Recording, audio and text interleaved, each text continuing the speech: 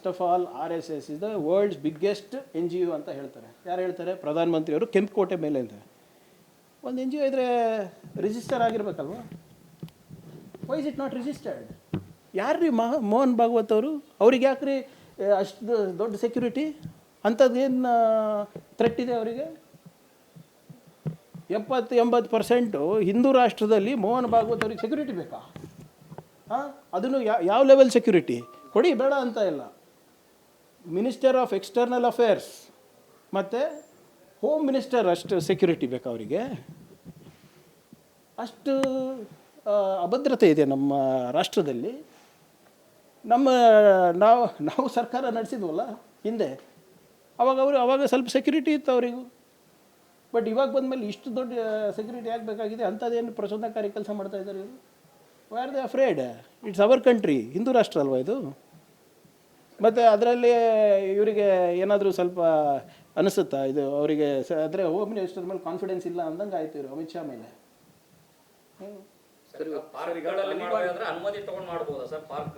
ನೋಡಿ, ನಾನು ಇದು ಇವತ್ತಲ್ಲ ಮುಂಚೆನೂ ಹೇಳಿದ್ದೀನಿ, ನನಗೆ ಬಿಟ್ಟರೆ ಎಲ್ಲನೂ ಎಲ್ಲೂ ಬಿಡೋದಿಲ್ಲ, ನನಗೆ ಬಿಟ್ಟರೆ. ಆದರೆ ನಂದು ಇತಿಮಿತಿ ಇದೆ, ನಾವು ನನ್ನ ಚೌಕಟ್ಟಿನಲ್ಲಿ ಕರ್ತವ್ಯ ನಿರ್ವಹಿಸಬೇಕಾಗ್ತದೆ. ಅದಕ್ಕೆ ನಾನು ಪತ್ರ ಬರೆದಿದ್ದೀನಿ. ನನ್ನ ಕೈಲಿದ್ರೆ ನಾನೇ ಮಾಡ್ತಾಯಿದ್ದೆ. ಮಾಡ್ತಿದ್ದೆ, ಯಾಕೆ ಮಾಡೋದು ಸರ್? ಈಗ 100 ವರ್ಷ ಆಯ್ತಲ್ಲ ಸರ್ ಇವ್ರದ್ದು RSSದು. 10 ಸಾಧನೆ ಕೇಳಿದ್ದೀನಿ. 10 ಸಾಧನೆ ಹೇಳಿದಾರಾ ಸರ್? ಹಿಂಗೆ ಬಾಯ್ಪಾಟಾಗಿ ಹೇಳ್ಬೋದಾ? 10 ಸಾಧನೆ ನನಗೆ ಕೇಳಬೇಡಿ ಆಯಿತು, ನನಗೆ ಗೊತ್ತೇ ಇರ್ಬೋದು, ಅವ್ರಿಗೇನೋ ಗೊತ್ತಲ್ವಾ? 100 ವರ್ಷ ಆಗಿದೆ. ಏನು ವರ್ಲ್ಡ್ ಲಾರ್ಜೆಸ್ಟ್ NGO ಅಂತ ಏನು ಮಾಡಿದ್ದಾರೆ ಯಾರಿಗೂ ಗೊತ್ತಿಲ್ಲ. ಅವ್ರಿಗೆ ದುಡ್ಡು ಎಲ್ಲಿಂದ ಬರ್ತದೆ ಗೊತ್ತಿಲ್ಲ. ಈಗ ಮೊನ್ನೆ ಅವ್ರದ್ದು ಸಾಧನೆಯದು ಲಿಸ್ಟ್ ನೋಡ್ತಾ ಇದ್ದೆ. ಮೋದಿ ಅವರು ಮೊನ್ನೆ ಒಂದು ಎಡಿಟೋರಿಯಲ್ ಬರೆದಿದ್ದಾರೆ RSS ಅವ್ರ ಬಗ್ಗೆ, ಗಮನಿಸಿದ್ದಾರೆ ಅಂತ ಭಾವಿಸ್ತಾ ಇದ್ದೀನಿ. ಹಾಫ್ ಚಡ್ಡಿನ ಫುಲ್ ಚಡ್ಡಿ ಮಾಡಿದ್ರು ಅಂತೆ. ಅದು ಒಂದು ದೊಡ್ಡ ಸಾಧನೆ ಅಂತೆ 100 ವರ್ಷದಲ್ಲಿ. ಪಥಸಂಚಲನ ಮಾಡೋದು ದೊಡ್ಡ ಸಾಧನೆ ಅಂತೆ. ಎಷ್ಟು ಜನಕ್ಕೆ ಎಲ್ಲಿ ಸುಮ್ಮನೆ ಹೇಳೋದು, ಎಲ್ಲಾದರೂ ವಿಪತ್ತಾದರೆ, ಎಲ್ಲಾದರೂ ಅತಿವೃಷ್ಟಿ ಆದರೆ, ಬರ ಆದರೆ ನಾವು ಹೋಗ್ತೀವಿ ಅಂತ. ಎಲ್ಲಿ ಹೋಗಿದ್ದಾರೆ, ಯಾರಾದರೂ ಹೋಗಿದ್ರೆ ಒಂದು ಫೋಟೋ ಇಲ್ಲ, ಏನಿಲ್ಲ. ಅದ್ರ ಬಗ್ಗೆ ಮಾತಾಡೋಕೆ ರೆಡಿನೂ ಇಲ್ಲ. ಕೆಲವೊಂದಿಷ್ಟು ತಾಲಿಬಾನಿಗಳಿಗೆ ಹೋಲಿಕೆ ಆಗ್ತಿದೆ ಸರ್ RSS. ಇವತ್ತು 100ನೇ ವರ್ಷದ ಆಚರಣೆ ಮಾಡೋ ಸಂದರ್ಭದಲ್ಲಿ ನೋಡಿ ಇವರೇ, ಯಾರ್ಯಾರು ಮಹಿಳೆಯರ ವಿರುದ್ಧ ಇರ್ತಾರೆ, ಅವರ ಏಳಿಗೆ ವಿರುದ್ಧ ಇರ್ತಾರೆ, ದಲಿತರ ವಿರುದ್ಧ ಇರ್ತಾರೆ, ಹಿಂದುಳಿದ ವರ್ಗದ ಏಳಿಗೆ ವಿರುದ್ಧ ಇರ್ತಾರೆ, ಸಮಾಜದಲ್ಲಿ ಸಮಾನತೆಯ ವಿರುದ್ಧ ಇರ್ತಾರೆ, ಸಂವಿಧಾನ ವಿರೋಧಿಗಳಿರ್ತಾರೆ, ಅವರೆಲ್ಲರೂ ಒಂದು ರೀತಿಯಾದಂಥ ತಾಲಿಬಾನ್ಗಳೇ ಅಲ್ವಾ? ಯಾರೇ ಇರ್ಬೋದು.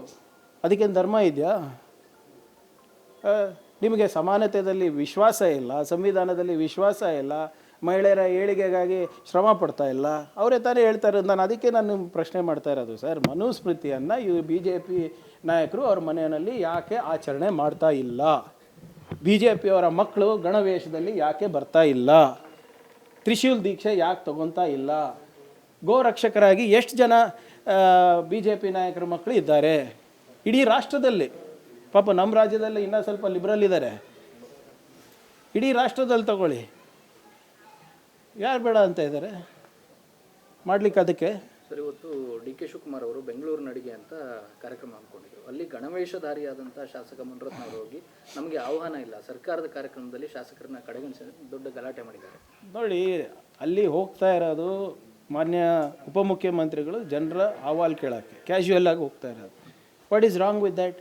ನಿಮ್ಗೆ ನಿಜವಾಗ್ಲೂ ಆ ಜನರ ಬಗ್ಗೆ ಕಳಕಳಿ ಇದ್ದಿದ್ರೆ ಅವ್ರ ಜೊತೆ ಸೇರ್ಕೊಂಡು ಆಯ್ತಪ್ಪ, ಆಹ್ವಾನ ಮಾಡಿಲ್ಲ, ಏನೇ ಇರಲಿ ಎಲ್ಲರೂ ಸೇರಿ ಜನರ ಪರವಾಗಿ ಕೆಲಸ ಮಾಡೋಣ ಅಂತ ಹೇಳಿದ್ರೆ ಮುಗ್ದೋಗ್ತಾ ಇತ್ತು. ಅಥವಾ ಆಹ್ವಾನ ಇಲ್ಲ ಅಂದರೆ ಹೋಗಲೇಬಾರ್ದಾಗಿತ್ತು. ಯಾಕೆ ಹೋದರು? What was the necessary? ಆಯ್ತು, ನನಗೆ ಆಹ್ವಾನ ಇಲ್ಲ ಅಂದರೆ ನಾನು ಹೋಗೋದಿಲ್ಲ, ನನಗೆ ನನ್ನ ಸ್ವಾಭಿಮಾನ ಮುಖ್ಯ. ಆಯಿತು, ಒಂದು ಸರಿ ಆಯಿತು, ಜನರ ಹಿತದೃಷ್ಟಿನೆಲ್ಲ ನಾನು ಹೋದ್ರೆ ಮತ್ತು ಜನರ ಹಿತದೃಷ್ಟಿ ಕಾಯ್ಬೇಕಾಗಿತ್ತು. ನೀವು ಜಗಳ ತಕ್ಕೊಂಡು ಏನು ಪ್ರಯೋಜನ ಆಯ್ತು? ಈಗ ಜನರ ಸಮಸ್ಯೆ ಬಗ್ಗೆ ಇರುತ್ತಾ? ಅಥವಾ ನಿಮ್ದನ್ನ ಸಮಸ್ಯೆ ಬಗ್ಗೆ ಇರುತ್ತಾ? ಇವೆಲ್ಲ ನೋಡಿ. ಆಮೇಲೆ ಆಹ್ವಾನ ಮಾಡೋದು ಅವೆಲ್ಲ ಮುಖ್ಯಮಂತ್ರಿಗಳು ಉಪಮುಖ್ಯಮಂತ್ರಿಗಳು ಮಾಡೋದ ಅಲ್ಲ, ಅಧಿಕಾರಿ ಲೋಕಲ್ ಯಾರು ನಮ್ಮ ಅಧಿಕಾರಿಗಳು ಮಾಡಬೇಕು. First of all RSS is the world's biggest NGO ಅಂತ ಹೇಳ್ತಾರೆ. ಯಾರು ಹೇಳ್ತಾರೆ? ಪ್ರಧಾನಮಂತ್ರಿಯವರು ಕೆಂಪುಕೋಟೆ ಮೇಲೆ ಅಂತ. ಒಂದು NGO ಇದ್ದರೆ ರಿಜಿಸ್ಟರ್ ಆಗಿರ್ಬೇಕಲ್ವ? Why is it not registered? ಯಾರ್ರೀ ಮೋಹನ್ ಭಾಗವತ್ ಅವರು? ಅವ್ರಿಗೆ ಯಾಕ್ರಿ ಅಷ್ಟು ದೊಡ್ಡ ಸೆಕ್ಯೂರಿಟಿ? ಅಂಥದ್ದೇನು ಥ್ರೆಟ್ ಇದೆ ಅವರಿಗೆ? 70-80% ಹಿಂದೂ ರಾಷ್ಟ್ರದಲ್ಲಿ ಮೋಹನ್ ಭಾಗವತ್ ಅವ್ರಿಗೆ ಸೆಕ್ಯೂರಿಟಿ ಬೇಕಾ? ಹಾಂ, ಅದನ್ನು ಯಾವ ಲೆವೆಲ್ ಸೆಕ್ಯೂರಿಟಿ ಕೊಡಿ, ಬೇಡ ಅಂತ ಇಲ್ಲ. ಮಿನಿಸ್ಟರ್ ಆಫ್ ಎಕ್ಸ್ಟರ್ನಲ್ ಅಫೇರ್ಸ್ ಮತ್ತು ಹೋಮ್ ಮಿನಿಸ್ಟರ್ ಅಷ್ಟು ಸೆಕ್ಯೂರಿಟಿ ಬೇಕಾ ಅವರಿಗೆ? ಅಷ್ಟು ಅಭದ್ರತೆ ಇದೆ ನಮ್ಮ ರಾಷ್ಟ್ರದಲ್ಲಿ. ನಾವು ಸರ್ಕಾರ ನಡೆಸಿದ್ವಲ್ಲ ಹಿಂದೆ, ಅವಾಗ ಸ್ವಲ್ಪ ಸೆಕ್ಯೂರಿಟಿ ಇತ್ತು ಅವರಿಗೂ. ಬಟ್ ಇವಾಗ ಬಂದಮೇಲೆ ಇಷ್ಟು ದೊಡ್ಡ ಸೆಕ್ಯೂರಿಟಿ ಆಗಬೇಕಾಗಿದೆ. ಅಂಥದ್ದೇನು ಪ್ರಚೋದನಕಾರಿ ಕೆಲಸ ಮಾಡ್ತಾ ಇದ್ದಾರೆ ಇವರು. Why are they afraid? It's our country, Hindu ರಾಷ್ಟ್ರ ಅಲ್ವಾ ಇದು? ಮತ್ತು ಅದರಲ್ಲಿ ಇವರಿಗೆ ಏನಾದರೂ ಸ್ವಲ್ಪ ಅನಿಸುತ್ತಾ ಇದು ಅವರಿಗೆ? ಆದರೆ ಹೋಮ್ ಮಿನಿಸ್ಟರ್ ಮೇಲೆ ಕಾನ್ಫಿಡೆನ್ಸ್ ಇಲ್ಲ ಅಂದಂಗೆ ಆಯ್ತು ಇವರು ಅಮಿತ್ ಶಾ ಮೇಲೆ.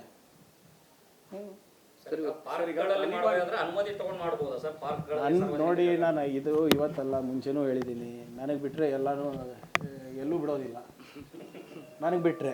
ಆದರೆ ನಂದು ಇತಿಮಿತಿ ಇದೆ. ನಾವು ನನ್ನ ಚೌಕಟ್ಟಿನಲ್ಲಿ ಕರ್ತವ್ಯ ನಿರ್ವಹಿಸಬೇಕಾಗ್ತದೆ. ಅದಕ್ಕೆ ನಾನು ಪತ್ರ ಬರೆದಿದ್ದೀನಿ. ನನ್ನ ಕೈಲಿದ್ರೆ ನಾನೇ ಮಾಡ್ತಾಯಿದ್ದೆ. ಮಾಡ್ತಿದ್ದೆ, ಯಾಕೆ ಮಾಡೋದು ಸರ್? ಈಗ 100 ವರ್ಷ ಆಯ್ತಲ್ಲ ಸರ್ ಇವ್ರದ್ದು RSSದು. 10 ಸಾಧನೆ ಕೇಳಿದ್ದೀನಿ. 10 ಸಾಧನೆ ಹೇಳಿದಾರಾ ಸರ್? ಹಿಂಗೆ ಬಾಯ್ಪಾಟಾಗಿ ಹೇಳ್ಬೋದಾ? 10 ಸಾಧನೆ ನನಗೆ ಕೇಳಬೇಡಿ ಆಯಿತು, ನನಗೆ ಗೊತ್ತೇ ಇರ್ಬೋದು. ಅವ್ರಿಗೇನೋ ಗೊತ್ತಲ್ವಾ? 100 ವರ್ಷ ಆಗಿದೆ. ಏನು ವರ್ಲ್ಡ್ ಲಾರ್ಜೆಸ್ಟ್ NGO ಅಂತ ಏನು ಮಾಡಿದ್ದಾರೆ ಯಾರಿಗೂ ಗೊತ್ತಿಲ್ಲ.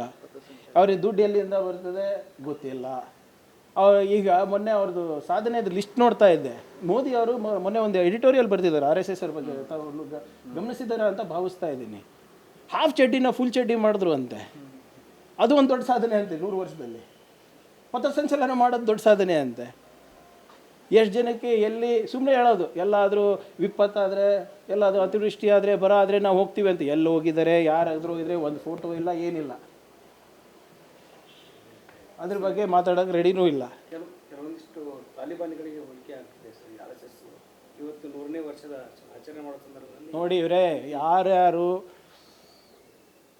ಮಹಿಳೆಯರ ವಿರುದ್ಧ ಇರ್ತಾರೆ, ಅವರ ಏಳಿಗೆ ವಿರುದ್ಧ ಇರ್ತಾರೆ, ದಲಿತರ ವಿರುದ್ಧ ಇರ್ತಾರೆ, ಹಿಂದುಳಿದ ವರ್ಗದ ಏಳಿಗೆ ವಿರುದ್ಧ ಇರ್ತಾರೆ, ಸಮಾಜದಲ್ಲಿ ಸಮಾನತೆಯ ವಿರುದ್ಧ ಇರ್ತಾರೆ, ಸಂವಿಧಾನ ವಿರೋಧಿಗಳಿರ್ತಾರೆ, ಅವರೆಲ್ಲರೂ ಒಂದು ರೀತಿಯಾದಂಥ ತಾಲಿಬಾನ್ಗಳೇ ಅಲ್ವಾ? ಯಾರೇ ಇರ್ಬೋದು. ಅದಕ್ಕೇನು ಧರ್ಮ ಇದೆಯಾ? ನಿಮಗೆ ಸಮಾನತೆಯಲ್ಲಿ ವಿಶ್ವಾಸ ಇಲ್ಲ, ಸಂವಿಧಾನದಲ್ಲಿ ವಿಶ್ವಾಸ ಇಲ್ಲ, ಮಹಿಳೆಯರ ಏಳಿಗೆಗಾಗಿ ಶ್ರಮ ಪಡ್ತಾ ಇಲ್ಲ. ಅವರೇ ತಾನೇ ಹೇಳ್ತಾ ಇರೋದು. ನಾನು ಪ್ರಶ್ನೆ ಮಾಡ್ತಾ ಇರೋದು ಸರ್, ಮನುಸ್ಮೃತಿಯನ್ನು BJP ನಾಯಕರು ಅವ್ರ ಮನೆಯಲ್ಲಿ ಯಾಕೆ ಆಚರಣೆ ಮಾಡ್ತಾ ಇಲ್ಲ? BJP ಅವರ ಮಕ್ಕಳು ಗಣವೇಷದಲ್ಲಿ ಯಾಕೆ ಬರ್ತಾ ಇಲ್ಲ? ತ್ರಿಶೂಲ್ ದೀಕ್ಷೆ ಯಾಕೆ ತಗೊತಾ ಇಲ್ಲ? ಗೋರಕ್ಷಕರಾಗಿ ಎಷ್ಟು ಜನ BJP ನಾಯಕರ ಮಕ್ಕಳು ಇದ್ದಾರೆ ಇಡೀ ರಾಷ್ಟ್ರದಲ್ಲಿ? ಪಾಪ ನಮ್ಮ ರಾಜ್ಯದಲ್ಲಿ ಇನ್ನೂ ಸ್ವಲ್ಪ ಲಿಬ್ರಲ್ ಇದ್ದಾರೆ. ಇಡೀ ರಾಷ್ಟ್ರದಲ್ಲಿ ತಗೊಳ್ಳಿ, ಯಾರು ಬೇಡ ಅಂತ ಇದ್ದಾರೆ ಮಾಡ್ಲಿಕ್ಕೆ? ಅದಕ್ಕೆ ಸರ್, ಇವತ್ತು DK ಶಿವಕುಮಾರ್ ಅವರು ಬೆಂಗಳೂರು ನಡಿಗೆ ಅಂತ ಕಾರ್ಯಕ್ರಮ ಅಂದ್ಕೊಂಡಿದ್ರು. ಅಲ್ಲಿ ಗಣವೇಷಧಾರಿಯಾದಂಥ ಶಾಸಕ ಮುನಿರತ್ನ ಅವರು ಹೋಗಿ ನಮಗೆ ಆಹ್ವಾನ ಇಲ್ಲ, ಸರ್ಕಾರದ ಕಾರ್ಯಕ್ರಮದಲ್ಲಿ ಶಾಸಕರನ್ನ ಕಡೆಗಣಿಸಿ ದೊಡ್ಡ ಗಲಾಟೆ ಮಾಡಿದ್ದಾರೆ. ನೋಡಿ, ಅಲ್ಲಿ ಹೋಗ್ತಾ ಇರೋದು ಮಾನ್ಯ ಉಪಮುಖ್ಯಮಂತ್ರಿಗಳು ಜನರ ಅಹವಾಲು ಕೇಳೋಕ್ಕೆ ಕ್ಯಾಶುಯಲ್ ಆಗಿ ಹೋಗ್ತಾ ಇರೋದು. What is wrong with that? ನಿಮ್ಗೆ ನಿಜವಾಗ್ಲೂ ಆ ಜನರ ಬಗ್ಗೆ ಕಳಕಳಿ ಇದ್ದಿದ್ರೆ ಅವ್ರ ಜೊತೆ ಸೇರ್ಕೊಂಡು ಆಯ್ತಪ್ಪ ಆಹ್ವಾನ ಮಾಡಿಲ್ಲ, ಏನೇ ಇರಲಿ ಎಲ್ಲರೂ ಸೇರಿ ಜನರ ಪರವಾಗಿ ಕೆಲಸ ಮಾಡೋಣ ಅಂತ ಹೇಳಿದ್ರೆ ಮುಗ್ದೋಗ್ತಾ ಇತ್ತು. ಅಥವಾ ಆಹ್ವಾನ ಇಲ್ಲ ಅಂದರೆ ಹೋಗಲೇಬಾರ್ದಾಗಿತ್ತು. ಯಾಕೆ ಹೋದರು? What was the necessary? ಆಯ್ತು, ನನಗೆ ಆಹ್ವಾನ ಇಲ್ಲ ಅಂದರೆ ನಾನು ಹೋಗೋದಿಲ್ಲ. ನನಗೆ ನನ್ನ ಸ್ವಾಭಿಮಾನ ಮುಖ್ಯ. ಆಯಿತು, ಒಂದು ಸರಿ ಆಯಿತು, ಜನರ ಹಿತದೃಷ್ಟಿನೆಲ್ಲ ನಾನು ಹೋದ್ರೆ ಮತ್ತು ಜನರ ಹಿತದೃಷ್ಟಿ ಕಾಯ್ಬೇಕಾಗಿತ್ತು. ನೀವು ಜಗಳ ತಕ್ಕೊಂಡು ಏನು ಪ್ರಯೋಜನ ಆಯ್ತು? ಈಗ ಜನರ ಸಮಸ್ಯೆ ಬಗ್ಗೆ ಇರುತ್ತಾ? ಅಥವಾ ನಿಮ್ದನ್ನ ಸಮಸ್ಯೆ ಬಗ್ಗೆ ಇರುತ್ತಾ? ಇವೆಲ್ಲ ನೋಡಿ. ಆಮೇಲೆ ಆಹ್ವಾನ ಮಾಡೋದು ಅವೆಲ್ಲ ಮುಖ್ಯಮಂತ್ರಿಗಳು ಉಪಮುಖ್ಯಮಂತ್ರಿಗಳು ಮಾಡೋದ ಅಲ್ಲ, ಅಧಿಕಾರಿ ಲೋಕಲ್ ಯಾರು ನಮ್ಮ ಅಧಿಕಾರಿಗಳು ಮಾಡಬೇಕು.